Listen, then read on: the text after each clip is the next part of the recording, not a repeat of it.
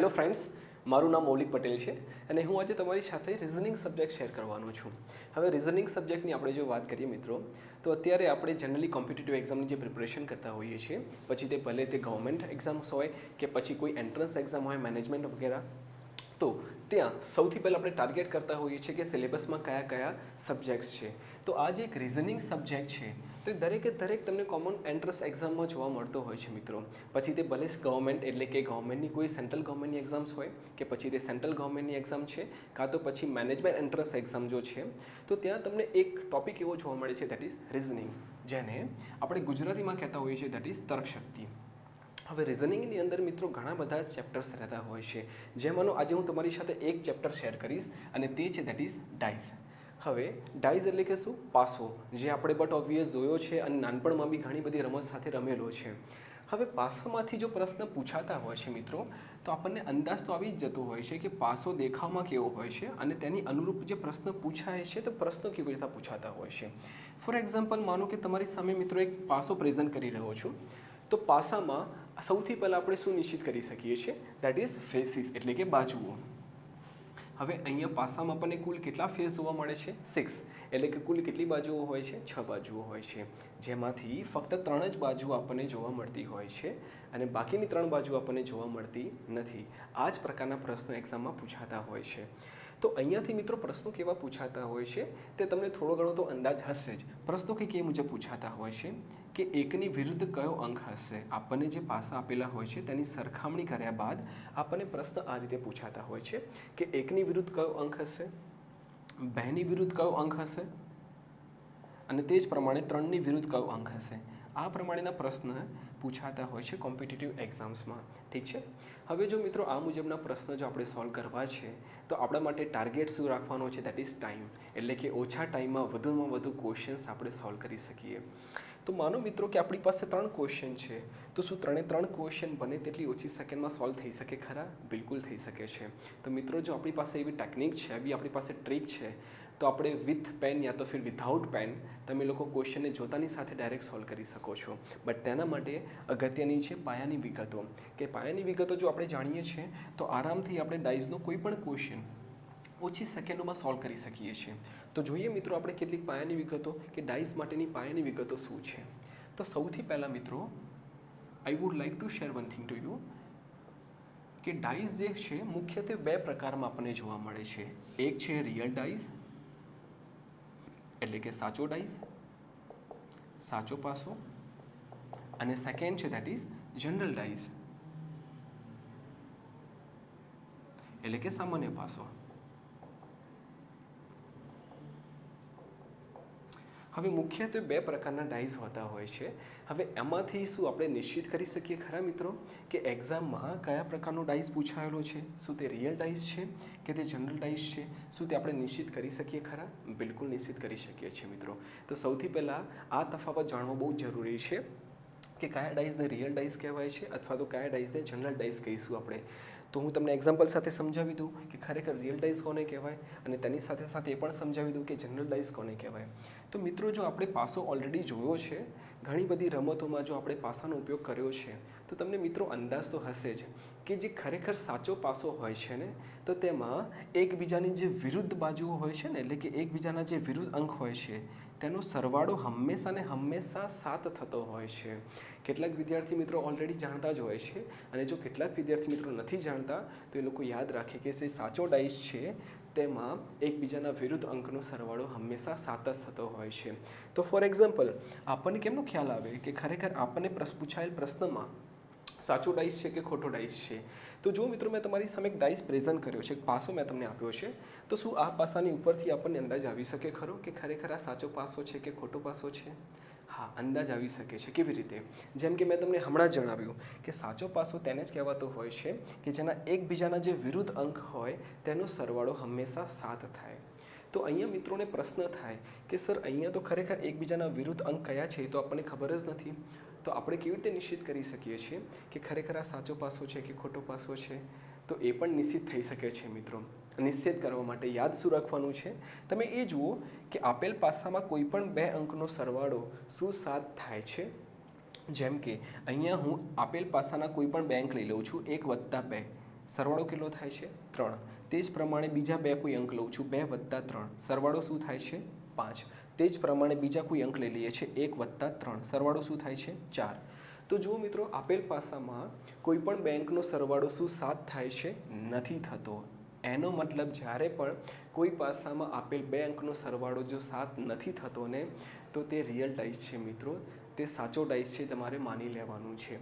તો એનો મતલબ તમને ખ્યાલ આવી ગયો છે મિત્રો કે અહીંયા આપેલ કોઈ પણ અંકનો સરવાળો 7 થતો નથી, તો આ એક સાચા ડાઇસની નિશાની છે. ખ્યાલ આવી ગયો છે? તો તે જ પ્રમાણે આપણે એ જોઈ લઈએ મિત્રો કે જનરલ ડાઇસ કોને કહેવાય છે, સામાન્ય પાસો કોને કહેતા હોઈએ છીએ. તો બની શકે છે પ્રશ્ન અહીંયાથી પણ પૂછાઈ શકે, જેમ કે મને કોઈ પાસો આપેલો છે. એક્ઝામ્પલ આપીશ તો તમને વધારે આઈડિયા આવશે. હવે પાસામાં તમને કંઈક આ પ્રમાણેની ઇન્ફોર્મેશન આપેલી છે, અંક તમને કંઈક આ મુજબ આપેલા છે, જેમ કે આપણને 3 બાજુઓ દેખાઈ રહી છે. તો હવે જોવાનું શું છે કે આપેલ પાસામાં કોઈ પણ બે અંકનો સરવાળો શું 7 થાય છે કે નથી થતો. જેમ આપણે સાચા પાસામાં જોઈ લીધું કે કોઈ પણ પાસામાં આપેલ બે અંકનો સરવાળો જો 7 નથી થતો, તો એનો મતલબ કે તે સાચો ડાઇસ છે. પણ જો કોઈ પણ પાસામાં આપેલ કોઈ બે અંકનો સરવાળો 7 થાય છે, તો તે જનરલ ડાઇસ છે મિત્રો, તે સાચો પાસો છે એવું માની લેવાનું છે. તો અહીંયા મિત્રો આપણને શું જોવા મળે છે, કોઈ પણ બેંક લઈએ, ફોર એક્ઝામ્પલ 4 + 3, 4 + 3 લઈએ છીએ, તમારો સરવાળો શું થઈ રહ્યો છે? 7 થઈ રહ્યો છે. તો કોઈ પણ બેંકનો સરવાળો જો 7 થાય છે ને મિત્રો, તો 100% તે સાચા પાસાની નહીં બલ્કિ તે સામાન્ય પાસાની નિશાની છે, તમારે માની લેવાનું છે. તો મેઇન ડિફરન્સ આ છે કે જેને તમારાથી પરિચિત થવું પડશે. જો મિત્રો તમે આ બેઝિક ઇન્ફોર્મેશન જાણો છો, તો આના આધારે ઘણા બધા ક્વેશ્ચન્સ પૂછાતા હોય છે, રાઈટ. અને એ ક્વેશ્ચન્સમાં કોઈકવાર સાચા પાસાનો પણ પ્રશ્ન હોય છે. તો જો આપણને ટેકનિક ખ્યાલ છે, તો આપણે વિધિન ફ્રેક્શન ઓફ સેકન્ડ્સ ક્વેશ્ચનને સોલ્વ કરી શકીએ છીએ, રાઈટ. તો મિત્રો આપણે કામ કરીએ, હું કેટલાક ક્વેશ્ચન્સ જોઈએ અને ક્વેશ્ચન્સના આધારે અલગ અલગ ટેકનિક્સ જોઈએ કે એક જ ક્વેશ્ચનને આપણે કેટલા પ્રકારે ક્વેશ્ચનને સોલ્વ કરી શકીએ છીએ, રાઈટ. પ્રશ્નની શરૂઆત કરીએ, જેથી વધારે કોન્ફિડન્સ આવે. સમજી તો ગયા છો આપણે કે ખરેખર સાચો પાસો શું છે અને સામાન્ય પાસો શું છે. એક્ઝામ્પલથી વધારે આઈડિયા આવશે. એક્ઝામ્પલ જોઈએ મિત્રો, જેમ કે ફોર એક્ઝામ્પલ મને કોઈ એક પ્રશ્ન પૂછાયેલ છે અને પ્રશ્નમાં મને શરૂઆતમાં બે પાસા આપેલા છે.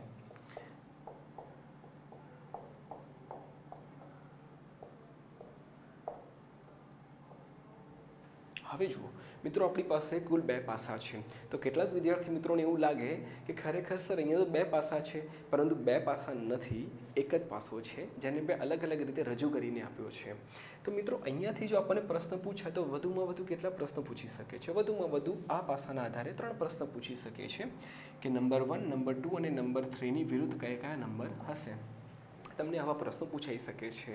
અત્યાર સુધી આપણે જે સામાન્ય પાસા અને સાચા પાસાની સરખામણી કરી, તો ત્યાં તો ફક્ત આપણે એક જ ડાઇસ જોયો હતો. પણ હવે પ્રશ્નમાં મને કોઈ 2 ડાઇસ આપેલા હોય છે, કોઈકવાર 2 કરતાં વધુ પણ પાસા આપેલા હોય છે. તો એ સમયે આપણે એવી કઈ ટેકનિકનો ઉપયોગ કરશું કે જેથી કરીને સેકન્ડમાં આપણને પૂછાયેલ પ્રશ્નનો જવાબ મળી જાય. તો મિત્રો, જો મારે હવે આ જ ક્વેશ્ચનને સોલ્વ કરવો છે, તો આ જ ક્વેશ્ચન ઘણી બધી ટેકનિકથી સોલ્વ થતો હોય છે, રાઈટ.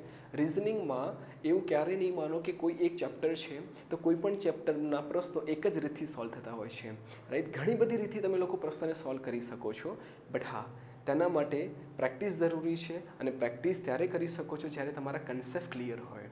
તો જો મેં પાસા વિશેનો કન્સેપ્ટ ક્લિયર છે, હું માનું છું ત્યાં સુધી આ ક્વેશ્ચન ઘણી બધી રીતે સોલ્વ થઈ શકતો હોય છે. 1 બાય 1 આપણે જોઈએ કે કઈ કઈ ટેકનિક છે કે જેના આધારે આપણે આ પ્રશ્નનો આન્સર બને તેટલા ઓછા સમયમાં આપી શકીએ છીએ. તો હવે જુઓ મિત્રો, આપણને એક જ પાસો છે કે જે બે અલગ અલગ રીતે રજૂ કરીને આપ્યો છે અને પ્રશ્ન 3 પૂછાયેલા છે કે 1 નંબર, 2 નંબર અને 3 નંબરની વિરુદ્ધ કયા કયા અંક હશે. તો જો મારે મિત્રો આ જ ક્વેશ્ચનને પહેલી ટેકનિકને આધારે સોલ્વ કરવો છે, તો તે મારી ટેકનિક છે, that is anti clockwise direction. Anti clockwise direction આ મારી પહેલી ટેકનિક છે. હવે એન્ટી ક્લોકવાઇઝ કોને કહેવાય છે, તો તેના વિશેની થોડીક માહિતી લઈ લઈએ આપણે. માની લો ઘડિયાળ છે, ક્લોક છે. તો ક્લોકમાં સામાન્ય રીતે આ જે દિશા હોય છે તેને કઈ દિશા કહેવાતી હોય છે મિત્રો? ક્લોકવાઇઝ દિશા કહેવાતી હોય છે, એટલે કે ક્લોકવાઇઝ ડાયરેક્શન કહેતા હોઈએ છીએ. ક્લોકવાઇઝ દિશા એટલે શું? ઘડિયાળના કાંટાની દિશા, એટલે કે ઘડિયાળનો કાંટો જે દિશામાં ફરતો હોય છે તેને ક્લોકવાઇઝ દિશા કહેવાતી હોય છે. તો તેનાથી બિલકુલ વિપરીત આને આપણે કઈ દિશા કહેતા હોઈએ છીએ મિત્રો? આને આપણે કહેતા હોઈએ છીએ એન્ટી ક્લોકવાઇઝ ડાયરેક્શન. એટલે કે એન્ટી ક્લોકવાઇઝ ડાયરેક્શન એટલે કે ઘડિયાળના કાંટાની બિલકુલ વિપરીત દિશા, ઘડિયાળના કાંટાની વિરુદ્ધ દિશા, જેને આપણે કહીશું એન્ટી ક્લોકવાઇઝ ડાયરેક્શન. તો આપણી જે શોર્ટકટ છે મિત્રો પહેલી, તે શોર્ટકટ આપણે એન્ટી ક્લોકવાઇઝના આધારે આપણે જોઈશું અને પ્રશ્નને સોલ્વ કરશું કે ખરેખર આ ટેકનિકથી પ્રશ્ન કેવી રીતે સોલ્વ થઈ શકે છે. તો જુઓ મિત્રો કે એન્ટી ક્લોકવાઇઝ પ્રમાણે જો આ ક્વેશ્ચન્સને તમારે સોલ્વ કરવો છે તો આપણે શું કરશું, આજે આપણને પાસો આપ્યો છે, પાસાને આપણે ખોલી દઈશું. પાસાને ખોલતાની સાથે જ આપણને પૂછાયેલ 3 પ્રશ્નના જવાબ મળી જશે. જેમ કે સૌથી પહેલી ટેકનિક જોઈ રહીએ છીએ, that is anti clockwise direction. તો આ ડાયરેક્શનથી મિત્રો જો તમે ક્વેશ્ચન સોલ્વ કરો છો તો આ પ્રમાણેનું તમારે એક ડાયાગ્રામ ડ્રો કરવો પડશે.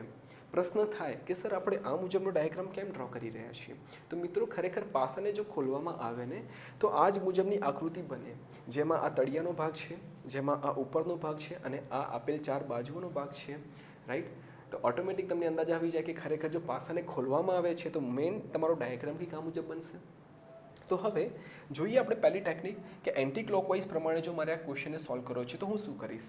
તો આ ટેકનિકના આધારે મિત્રો સૌથી પહેલાં તમારે શું જોવાનું છે કે આપેલ પાસામાં શું મને કોઈ પણ અંક કોમન આપેલો છે ખરો, કે એવો કોઈ અંક છે કે જે બંને બાજુએ આપેલો હોય, તો તમને જવાબ મળશે હા. એવો કયો અંક છે? નંબર 2. હવે મિત્રો જે કોમન અંક આપેલો હોય તેને સૌથી પહેલાં તમે લોકો વચ્ચે લખો. આ એક રીત છે શોર્ટકટની, ઠીક છે.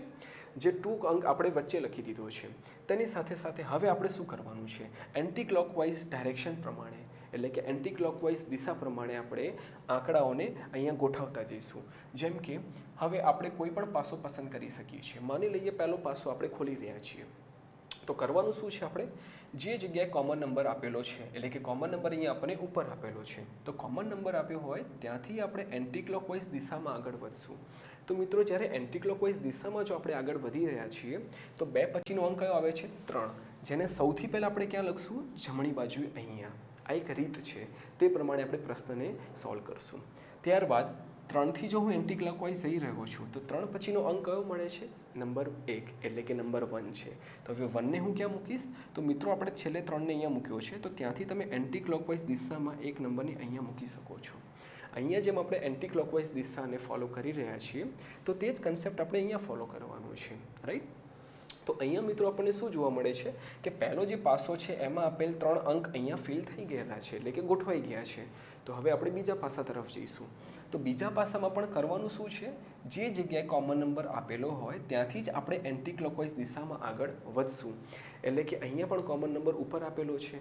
જરૂરી નથી દરેક પ્રશ્નમાં તમને કોમન નંબર ઉપર જ આપેલા હોય કે ડાબી બાજુએ જ આપેલા હોય કે જમણી બાજુએ જ આપેલા હોય, તેનું સ્થાન અલગ અલગ પણ હોઈ શકે છે. જેમ કે અહીંયા ભલે ઉપર આપણને કોમન નંબર આપેલો છે તો ત્યાંથી એન્ટી ક્લોકવાઇઝ પ્રમાણે નેક્સ્ટ નંબર મળે છે 4. તો એ 4ને આપણે ક્યાં ગોઠવશું? તો છેલ્લે આપણે એક નંબરને અહીંયા ઉપર ગોઠવ્યો છે, તો ત્યાંથી આપણે એન્ટી ક્લોકવાઇઝ આગળ વધશું અને 4ને અહીંયા ગોઠવી શકીએ છીએ. રાઈટ. ત્યારબાદ 4થી એન્ટી ક્લોકવાઇઝ આવો, નેક્સ્ટ નંબર કયો મળે છે? 6. તો અહીંયાથી પણ 4થી આપણે એન્ટી ક્લોકવાઇઝ જઈશું અને 6ને આપણે નજીકમાં મૂકી દઈશું. ઠીક છે. તો મિત્રો અહીંયા તમને એ પણ જોવા મળી રહ્યું છે કે જે આપણે બીજો પાસો જે ખોલી રહ્યા હતા તેની અંદર આપેલ 3 અંક અહીંયા ગોઠવાઈ ગયેલા છે. તો હવે કરવાનું શું છે મિત્રો, એક સિમ્પલ કન્સેપ્ટ જે આપણને ખબર જ છે કે પાસામાં કુલ કેટલા અંક હોય છે? 1 થી 6 અંક હોય છે. રાઈટ. અને 6 અંકમાંથી અહીંયા કયો અંક ખૂટે છે? તો તમને મિત્રો જવાબ મળશે નંબર 5. એનો મતલબ જે 5 નંબર ખૂટે છે તો તેની માટે એક જ શક્યતા છે કે તે અંક અહીંયા જ હોઈ શકે છે, તો તેને આપણે લખી દઈશું. તો હવે અહીંયા તમને કંઈક એવું જોવા મળી રહ્યું છે કે પાસો ખુલી ગયો છે, તેનો મતલબ આપણને જેટલા પણ પ્રશ્ન પૂછાયા છે તે દરેક પ્રશ્નનો જવાબ આપણને મળી ગયા છે. કેવી રીતે? જુઓ, હવે અહીંયા તમને જે પાસો ખોલીને આપેલો છે મિત્રો, એટલે કે આપણે જે ખોલ્યો છે પાસાને, તો પાસામાં શું યાદ રાખવાનું છે, તમને એક આડી હરોળ જોવા મળે છે અને એક ઊભી હરોળ જોવા મળે છે. તો યાદ રાખો મિત્રો કે એક પછીનો એક અંક એકબીજાની વિરુદ્ધ જ હોય છે. જેમ કે 4ની એક પછીનો એક અંક કયો છે? 3. તો હંમેશા આપણે કહી શકીએ છીએ કે 4ની વિરુદ્ધ કયો અંક હશે? 3 હશે. તો આપણને જે પ્રશ્ન પૂછાયો છે કે 3ની વિરુદ્ધ કયો અંક હશે, તો મિત્રો આપણને જવાબ મળી ગયો છે, દેટ ઇઝ 4. તે જ રીતે ઊભી હરોળ જોઈએ, એક પછીનો એક અંક જોઈશું. જેમ કે 1નો એક પછીનો એક અંક કયો છે? 6. તેનો મતલબ એવો થઈ રહ્યો છે કે 1ની વિરુદ્ધ કયો અંક હશે? 6 અંક હશે. તો અહીંયા તમે લોકો લખી શકો છો કે 1ની વિરુદ્ધ 6 અંક છે. તે જ પ્રમાણે 2ની વિરુદ્ધ કયો અંક હશે? That is 5. તો મિત્રો એન્ટી ક્લોકવાઇઝ ડાયરેક્શન પ્રમાણે આપણને પૂછાયેલ 3 પ્રશ્નના જવાબ સરળતાથી મળી શકે છે જો આપણે ટેકનિક જાણીએ છીએ